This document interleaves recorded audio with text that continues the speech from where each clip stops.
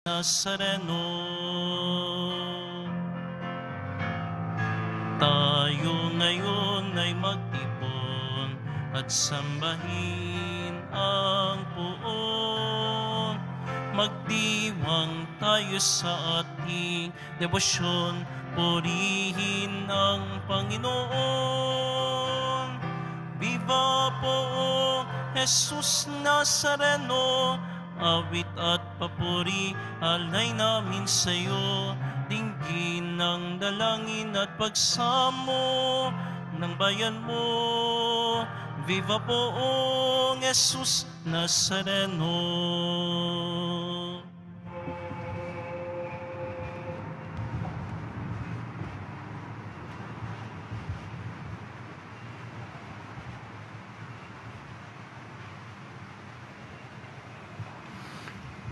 Sa ngalan ng Ama at ng Anak at ng Espiritu Santo. Amen. Ang pagpapala ng ating Panginoong Hesukristo, ang pag-ibig ng Diyos Ama, at ang pakikipagkaisa ng Espiritu Santo naway sumainyong lahat. At sumayo rin. Araw ng Biyernes. Lumalapit po tayo, nagmamakaawa po tayo. Ang iba sa atin humihingi ng personal na milagro. Galing sa Kanya. Ganyang katindi ang kalagayan ng ibang mga kapatid natin ngayon dito. Magdasal po tayo para sa isa't isa. Sa loob at labas ng simbahan, pati ang ating mga kapatid na sumusubaybay sa pamamagitan ng live streaming sa ibang lalawigan sa Pilipinas at sa ibang bansa sa mundo. Ang ating intention, ang inaasam natin sa kaibuturan ng ating puso, naway paboran ng mabait na poong Jesus Nazareno. Mga kapatid, aminin po natin mga kasalanan upang tayo maging marapat gumanap sa banal na pagdiriwang. Inaamin ko Sa makapangyarihang Diyos at sa inyo mga kapatid, na luba akong nagkasala sa isip, sa salita at sa gawa at sa aking pagkukulang. Kaya isinasamo ko sa mahal na Birhing Maria, sa lahat ng mga anghel at mga banal at sa inyo mga kapatid, na ako'y ipanalangin sa Panginoong ating Diyos. Kaawaan tayo ng makapangyarihang Diyos. Patawarin tayo sa ating makasalanan at patnubayan tayo sa buhay na walang hanggan. Amen. Panginoon, kaawaan mo kami. Panginoon, kaawaan mo kami. Kristo, kaawaan mo kami. Kristo, kaawaan mo kami. Panginoon, kaawaan mo kami. Panginoon, kaawaan mo kami. Manalangin tayo. Ama naming makapangyarihan, gawin mong kami mabihisan ng tanang kabutihan ng puso ng iyong anak na minamahal, at pag-alabi nawa kami ng kanyang loobin at kaisipan. Upang kaming naging kanyang kalarawan, ay maging dapat makasalo sa walang maliw na katubusan. Sa pamamagitan niya kasama ng Espiritu Santo magpasawalang hanggan. Amen. Magsiupo muna ang lahat. Pagbasa mula sa aklat ni Propeta Osias. Ito ang sinasabi ng Panginoon: Israel, manumbalik ka na sa Panginoon na iyong Diyos. Ang pagbagsak mo ay bunga ng iyong kasamaan. Dalhin ninyo ang inyong kahilingan. Lumapit kayo sa Panginoon at sabihin ninyo, patawarin mo na kami. Kami iyong kahabagan at tanggapin. Maghahandog kami sa iyo ng pagpupuri. Hindi kami mailigtas ng Assyria. Hindi kami sasakay ng mga kabayo. Hindi na namin tatawaging Diyos ang mga larawang ginawa lamang ng aming mga kamay. Sa iyo lamang nakasusumpong ng awa ang mga ulila. Sabi ng Panginoon, patatawarin ko na ang aking bayan. Mamahalin ko sila ng walang katapusan. Sapagkat mapapawi na ang aking galit. Ako'y matutulad sa hamog na nagpapasariwa sa Israel at manonumbalik siyang gaya ng liryo. Mag-uugat na tulad ng matibay na punong kahoy. Dadami ang kanyang mga sanga. Gaganda siyang tulad ng puno ng olibo at hahalimuyak gaya ng Libano. Magbabalik sila at tatahan sa ilalim ng aking kalinga. Sila'y yayabong na gaya ng isang halaman. Mamumulaklak na parang punong ubas at ang bangoy katulad ng alak mula sa Libano. Ephraim, lumayo ka na sa mga Diyos-Diyosan. Ako lamang ang tumutugon at nagbabantay sa iyo. Ako'y katulad ng sepres na laging luntian at mula sa akin ang iyong bunga. Ang mga bagay na ito'y dapat unawain ng matalino at dapat mabatid ng marunong. Matuwid ang mga daan ng Panginoon at doon tumatahak ang mabubuti, ngunit madarapa ang mga ngahas na sumuway. Ang salita ng Diyos. Salamat sa Diyos. Pupurihin ko kailanman ang dakila mong pangalan. Pupurihin ko kailanman ang dakila mong pangalan. Ako'y kaawaan, umahal kong Diyos, sangayon sa iyong kagandahang loob. Mga kasalanan ko'y iyong pawiin, ayon din sa iyong pag-ibig sa akin. Linisin mo sana ang aking karumhan at ipatatawad mo yaring kasalanan. Pupurihin ko kailanman ang dakila mong pangalan. Nais mo sa aki isang pusong tapat. Puspusin mo ako ng dunong mong wagas. Ako ay linisin, sala ko'y hugasan, at ako'y puputi ng walang kapantay. Pupurihin ko kailanman ang dakila mong pangalan. Isang pusong tapat sa aki likhain. Gaya, bigyan mo, O Diyos, ng bagong damdamin. Sa iyong harapay, huwag akong alisin. Ang espiritu mo ang papaghariin. Pupurihin ko kailanman ang dakila mong pangalan. Ang galak na dulot ng iyong pagliligtas, ibalik at ako ay gawin mong tapat. Turuan mo akong makapagsalita at pupurihin ka sa gitna ng madla. Pupurihin ko kailanman ang dakila mong pangalan. Magsitayo ang lahat.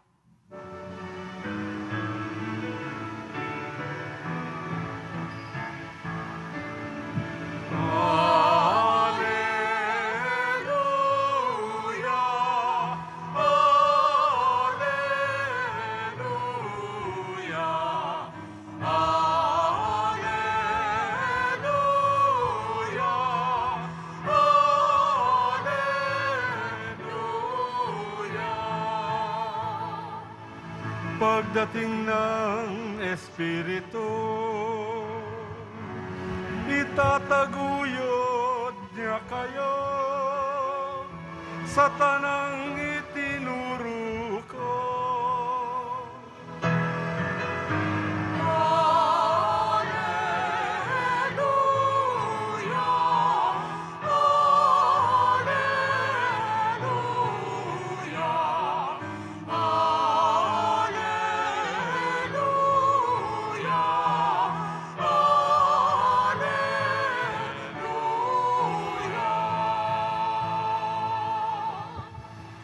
Sumainyo ang Panginoon.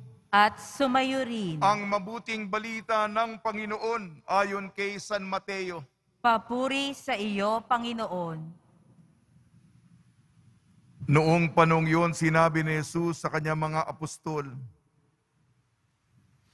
ngayon sinusugo ko kayo na parang mga tupa sa gitna ng mga asong gubat. Maging matalino kayo gaya ng mga ahas. Matapat gaya ng mga kalapati. Mag-ingat kayo sapagkat may mga taong magkakanulo sa inyo sa mga hukuman at hahagupitin nila kayo sa mga sinagoga. Dahil sa akin, iaarap kayo sa mga gobernador at mga hari at magpapatato kayo sa harapan nila at ng mga hintil. Kapag nililinis na kayo, huwag kayong mabalisa tungkol sa sasabihin ninyo o kung paano sasabihin pagdating ng oras, ito'y ipagkakaloob sa inyo. Sapagkat hindi kayo ang magsasalita kung hindi ang Espiritu ng inyong Ama magsasalita sa pamamagitan ninyo. Ipagkakanulo ng kapatid ang kanyang kapatid upang ipapatay. Gayon din ang gagawin ng ama sa kanyang anak. Lalabanan ng mga anak ang kanilang mga magulang at ipapapatay. Kapupuotan kayo ng lahat dahil sa akin. Ngunit ang manatiling tapat hanggang wakas ang siyang maliligtas. Kapag inuusig nila kayo sa isang bayan, tumakas kayo sa kasunod. Sinasabi ko sa inyo, hindi pa ninyo napupunta ng lahat ng bayan ng Israel. Ay darating na ang anak ng tao. Ang mabuting balita ng Panginoon. Pinupuri ka namin, Panginoong Hesukristo. Magsiupo muna ang lahat. Ngayong Biyernes na mahalaga para sa ating komunidad sa Quiapo, binabati po namin kayo sa pagpapala, pagbibindisyon, pagbibiyaya, pagkakalob ng napakaraming grasya mula sa ating napakabait na Nuestro Padre Jesus Nazareno. Ang ating mga pagbasa, tinutulungan tayo upang lalong mapalapit ang debosyon natin, mapaigting pa, lalo nating kaibiganin, mahalin ang poong Senyor. Ang mga description lamang dito, unang pagbasa sa mga halaman, mga puno. Ang description naman sa Ebanghelyo, mga hayop. Baka mahirapan tayo. Nandun tayo sa kalagitnaan ng syudad. Quiapo ito. Wala naman tayo nakikita mga gubat dito, mga halaman, gulay. Kailangan, kasi nagsasalita ang Diyos sa pamamagitan ng kagandahan ng kalikasan. Yung iba pa nga, bata pa lamang, nagsasalamin. Ako po, malaki na po ako eh. Marami na po ako nabasa. Gusto ko makita ang kagandahan ng mga bituin sa gabi. Dito, kahit na malinaw ang mata mo. Bira ka na makakita ng mga bituin. Kung pupunta tayo sa lalawigan, may apresyasyon tayo sa kagandahan ng kalikasan. At sa kagandahan ng kalikasan, mapapalapit tayo sa Diyos.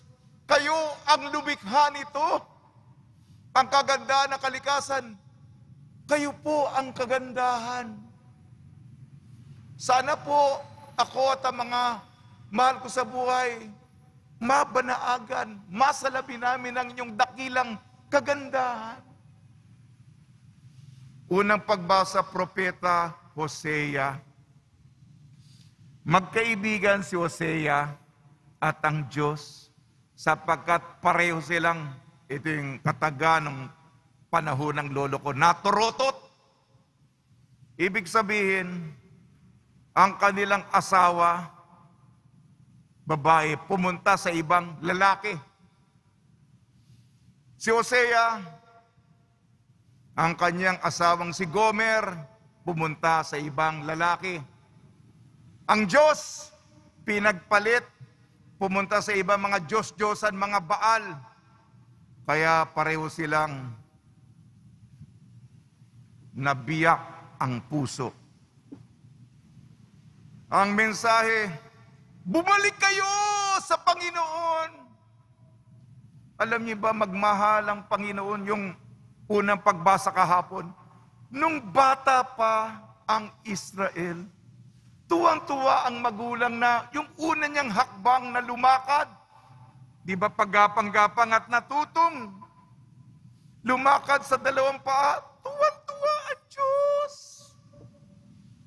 Kayo nakalimutan nyo na yung mga unang hakbang natin. Kalong-kalong tayo. Yung pisngi ng Panginoon sa pisngi. Ano nangyari sa sanggol? Pasaway. Pumunta sa iba. Ang description na abstraktong description. Pagmamalasakit, pangangalaga, pagmamahal. Bumalik sa Panginoon. Magbalik loob tayo. May mga punong binanggit. Lirio. Sa Ingles, lily. Ito ang bulaklak ng kadalisayan. Puting lirio. Deboto po ako ni San Jose. Yung bulaklak niya, meron po tayong imahen sa simbahan. Meron siyang liryong puti, kadalisayan. Olibo! Mahalimuyak. Mabango. At ang langis nito, nakakahilom, nakakagaling. At ang cedar ng Lebanon, punong matibay, katulad ng ating nara, mulabe. Nakakarga na ba kayo ng mula? Galing po kami sa Sambales, meron dong mesang mulabe. Malaki po akong tao. Matibay, mabigat yung mulabe na mesa. Ito, kadalisayan ng liryo. Mabango, katulad ng olibo, nakakahilom. At ang cedar na matibay. Tayo matibay sa pananampalataya. Yan ang mga deskripsyon ng Panginoon. Sa pagbabalik natin, bumalik kayo sa akin. Sa ating ebanghelyo, ayon kay San Mateo, tayo po'y pinapadala, tayo po'y nasa misyon, tayo po'y sinusugo. Tatlo naman, sa unang pagbasa, mga halaman, puno. Dito naman mga hayop. Maging inosente kayo katulad ng mga tupa sa gitna ng mga asong gubat. Mga asong gubat, mga masasama, mababangis, kumakagat, biyolensya, dugo, kakagating ka. Maging, hindi ba? Yan ang description, yung kawan. Kahit ba ikaw itim, ilalagay ka malapit sa puso. Kung nawawala ka, kakargahin ka. Yung kordero, yung tupa, tayo'y kanyang kawan. Ang Panginoon ay aking pastol. Kordero, sa gitna ng mga nakakapaligid na sa palibot natin ng mga masasamang asong gubat. Pangalawa, ahas. Bagamat tayo iba yung, ang description naman, maging matalino kayo katulad ng ahas. Inosente nga tayo, baka kaya lang madali naman tayong maloko. Gamitin ninyo ang inyong kaisipan, ang katwiran, ang rason. Ang rason at ang pananampalataya, ipag-ugnay natin upang ipagtanggol, upang maging matatag ang ating pananampalataya. Gamitin natin ang ating pananalita at ang intelihensyang bigay ng Diyos, ang karunungan, ang kaalaman mula sa Kanya. Maging tuso tayo sa mabuting kahulugan. Mautak tayo magaling tayong kumilatis. Huwag tayong madaling magpaloko. Una, inosente katulad ng kordero. Pangalawa, matalino katulad ng ahas. At pangatlo, tapat katulad ng kalapati. Ang kalapati, tapat, yan ang description dito. Simbolo din ng kalapati ng kapayapaan. Rekonsilyasyon. Pinagtatagpo ang mga tao. Pinagtutulay, pinag-uugnay yung mga magkakalayong mga grupo at mga pamilya, mga tahanan. Ito po, sana po medyo, yan ang description ng Diyos na konkreto. Sa unang pagbasa, liryo, bulaklak na maganda at dalisay. Olibo, mabango, tayo, nakakagaling pa. At sedro na matatag ang pananampalataya. Inosente katulad ng kordero ng tupa, kabilang sa kanyang kawan. Matalino katulad ng ahas. At kalapati, tapat, at simbolo ng kapayapaan. Sana po ay bilang mga deboto, ito mga katangiang nabanggit ko ay ating may kultibasyon po tayo. Magkaroon tayo ng mga birtud upang mapalapit sa Kanya. Yun lang po. Salamat po. Sa tulong ni Maria at ni San Jose, nawa po, sundin po natin ang kalooban bilang mga alagad ng ating Nuestro Padre Jesus Nazareno. Amen.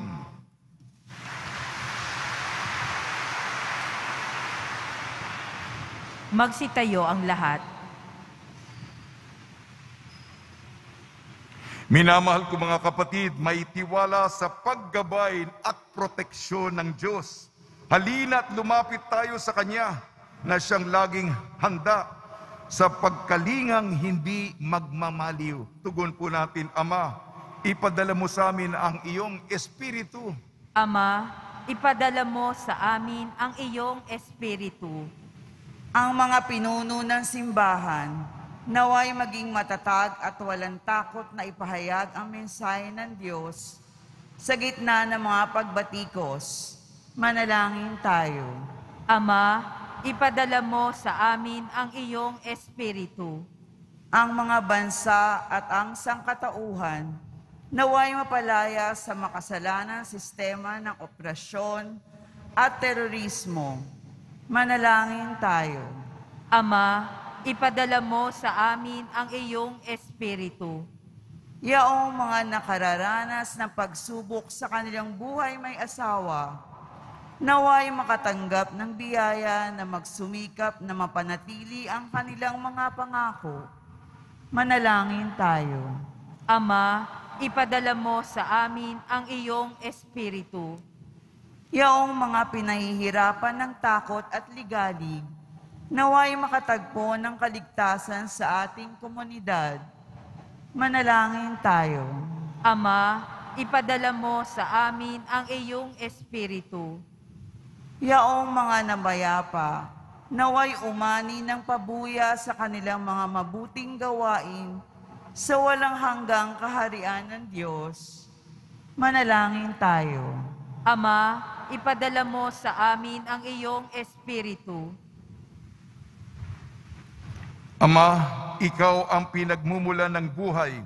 Lupigin mo ang kadiliman ng kasamaan sa aming mga puso at punuin mo kami ng liwanag na iyong pagpapala. Hiniling namin sa pamamagitan ni Kristong aming Panginoon. Amen. Magsiupo muna ang lahat.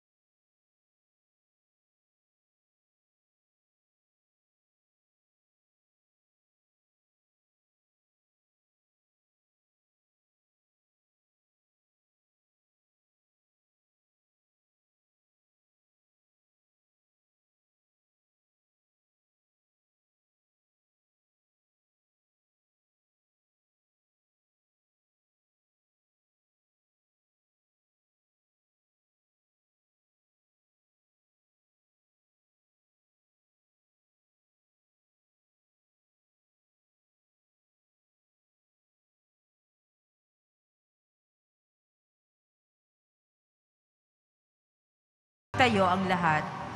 Manalangin kayo mga kapatid upang ang ating paghahain ay kalugdan ng Diyos amang makapangyarihan. Tanggapin nawa ng Panginoon itong paghahain sa iyong mga kamay, sa kapurihan niya at karangalan, sa ating kapakinabangan at sa buong sambayanan niyang banal.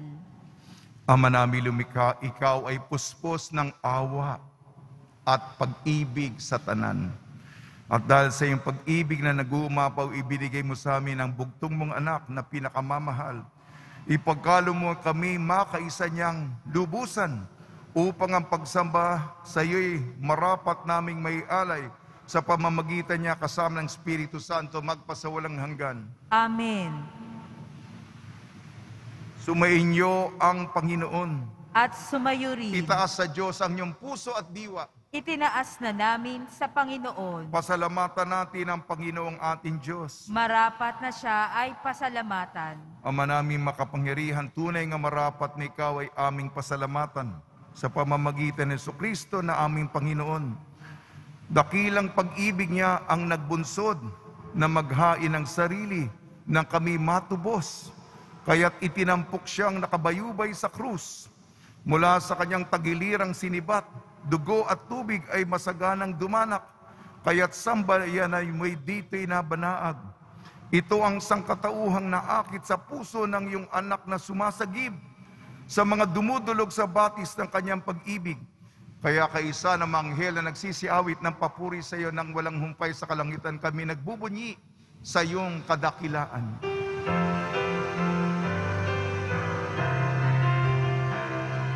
Santo, Santo, Santo, Panginoong Diyos ng mga hukbo, napupuno ang langit at lupa ng kadakilaan mo. Hosana sa kaitaasan, pinagpalang na paririto sa ngalan ng Panginoon. Hosana sa kaitaasan. Magsiluhod ang lahat.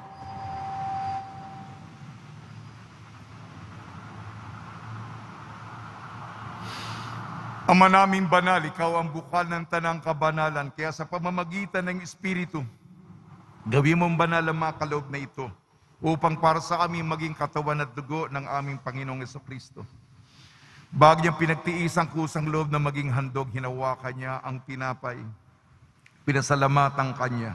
Pinaghati-hati niya yon, iniabot sa kanyang malagad at sinabi, "Tanggapin ninyong lahat ito at kanin.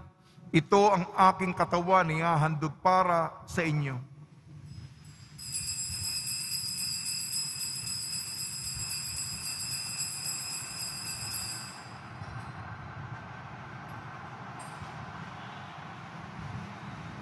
Gayon din naman nung matapos ang hapunan, hinawakan niya ang kalis, muli kanyang pinasalamatan. Inibot niya ang kalis sa kanyang malagad at sinabi, "Tanggapin ninyong lahat ito't inumin. Ito ang kalis ng aking dugo, ng bago at walang hanggang tipan. Aking dugo ni bubuhos para sa inyo at para sa lahat. Sa kapagpapatawad ng makasalanan, gawin ninyo ito sa pag-alala sa akin."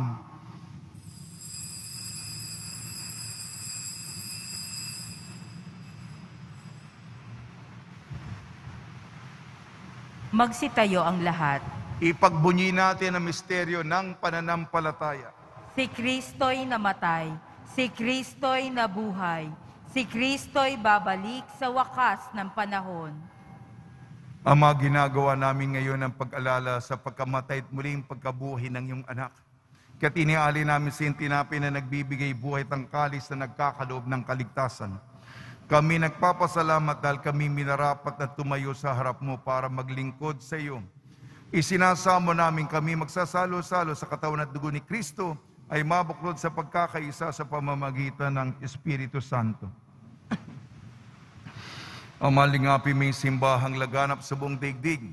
Puspusin mo kami sa pag-ibig kaysa ni Francisco na aming Papa at ni Jose na aming Obispo at ng Tanang Kaparian.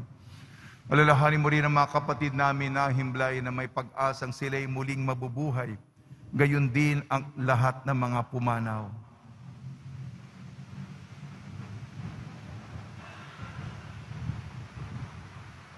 Kaawan mo sila at patuloyin sa iyong kaliwanagan. Kaawan mo at pagdapating kaming lahat na makasalo sa iyong buhay na walang wakas, kaysa ng mahal na Birhing Maria na Ina ng Diyos, Nuestra Señora de la Buena Hora, ng kabiyak na puso niyang si San Jose, kaysa ng mga apostol ni San Juan Bautista, at ng lahat ng mga banal na namuhay dito sa daigdig ng kalugod-lugod sa iyo, may pagdiwang nawa namin ng pagpupuri sa ikararangal mo sa pamamagitan ng anak na aming Panginoong Hesukristo. Sa pamamagitan ni Kristo, kasama niya at sa Kanya, ang lahat ng parangal at papuri ay sa iyo, Diyos amang makapangyarihan, kasama ng Espiritu Santo, magpasawalang hanggan.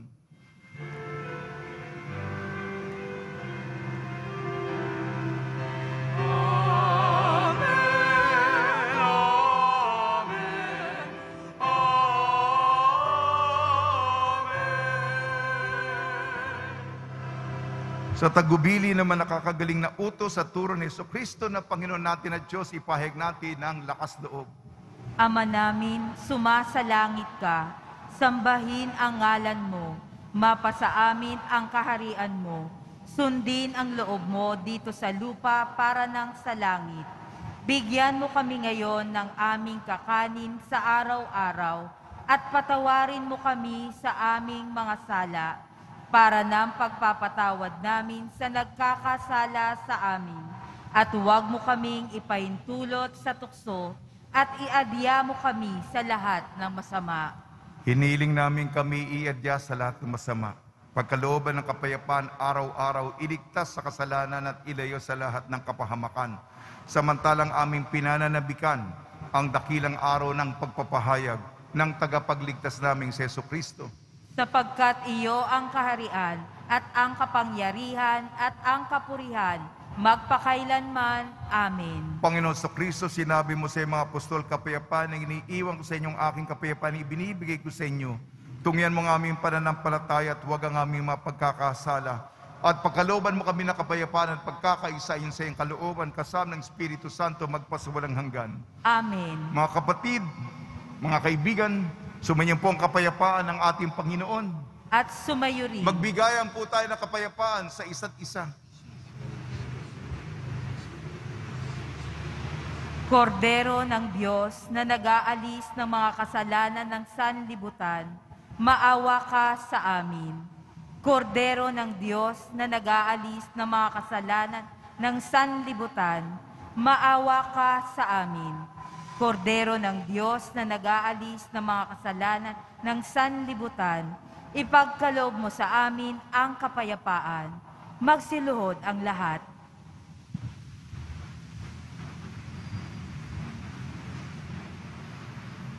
Ito ang kordero ng Diyos. Ito nag-aalis ng kasalanan ng sanlibutan. Mapalad ang mainayayahan sa kanyang piging. Panginoon, hindi ako karapat-dapat na magpatuloy sa iyo. Ngunit sa isang salita mo lamang ay gagaling na ako.